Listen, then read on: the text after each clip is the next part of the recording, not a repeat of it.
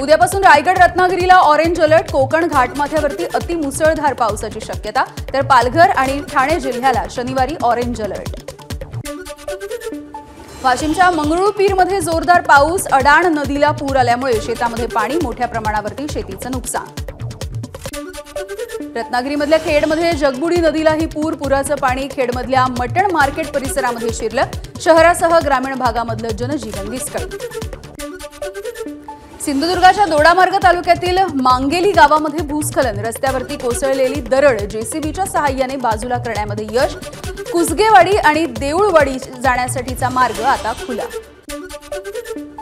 नागपूरच्या Itwari भागामधल्या Ahuja pen mart या दुकानाला भीषण आग, निमुळत्या गल्ल्या आणि पेन मार्टमध्ये असलेल्या ज्वलनशील पदार्थांमुळे आग विझवण्यामध्ये अडथळे।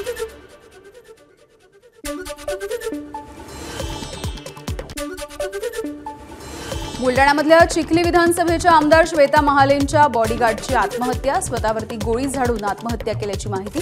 या प्रकरणी बुलडाणा पोलिसांकडून तपास सुरू।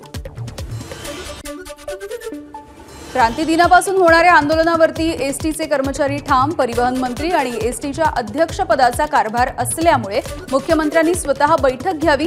उदय सामंतांसोबत वारंवार होणाऱ्या बैठका म्हणजे जबाबदारी टाळण्याचा प्रयत्न, कृती समितीचा आरोप।